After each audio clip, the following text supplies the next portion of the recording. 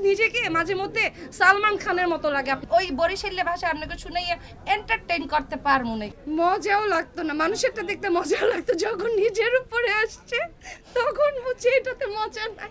আচ্ছা বুঝছি আমি বুড়ো হয়ে যেতেছি, তা আপনাকে প্রাক্তনকে মনে রেখে হাই হুতাশ পারার কিছু নাই। আমার এখন পর্যন্ত কাউকে বিশ্বাস হয় না যাকে আমি লাইফ পার্টনার বানাবো। আপনাকে কতবার বলবো, মোর মুখগণে যদি বরিশালের ভাষা শুনতে এত ইচ্ছে করে, কেন ইউটিউবে নাই সেইখানে যাইয়ে কি আপনারা ওই একটু নাটক সার্চ দিয়ে দেখতে পারেন না?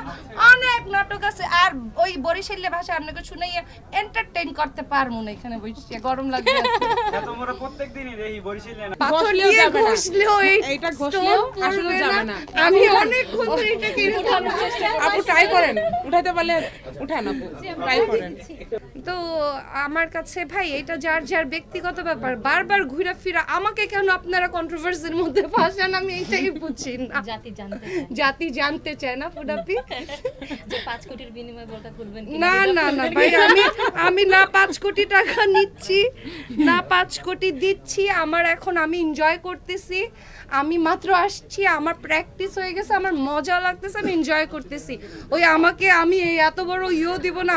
আর আমি তো নাটক করতেছি। আপনাদের যাদের আমার চুল দেখতে ইচ্ছা করে নাটকে গিয়ে দেখেন। এখন এইরকম ইন্টারভিউতে এইরকম আমি ওপেনিংয়ে আসবো, আমি মাথার কাপড় খুলে আসতে ইচ্ছা করে না, তাই আসি নাই, শেষ। মজাও লাগতো না, মানুষেরটা দেখতে মজা লাগতো, যখন নিজের উপরে আসছে তখন বুঝছি এটাতে মজা নাই।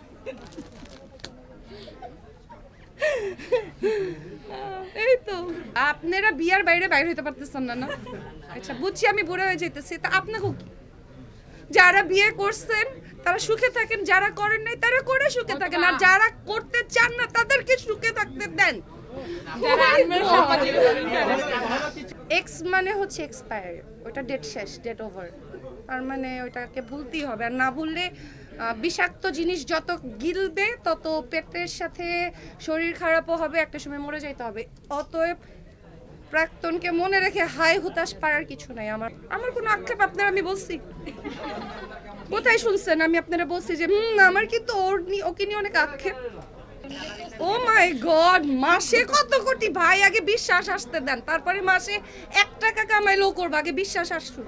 বিশ্বাস করি না, আমার এখন পর্যন্ত কাউকে বিশ্বাস হয় না যাকে আমি লাইফ পার্টনার বানাবো। আলহামদুলিল্লাহ যারা বিশ্বাস করেছে অনেকে ভালো আছে, গিয়ে দেখেন অনেকে ভালো নাই। সো এটা তো ক্যামেরার সামনে বলবো না ভাই। আমার নিজেকে মাঝে মধ্যে সালমান খানের মতো লাগে আপনাদের সামনে আসলে। সালমান খানকে গেলে যখন জিজ্ঞেস করে ভাই জান আপ শাদি কব করোগে, আর আপনাদের কাছে আসলে মনে হয় আপা জান বিয়ে করবেন কবে? ভাই যখন হবে তখন হবে, তখন সবাইকে জানাবো। ওই লুকায় রাখার মতো মানুষ আমি না।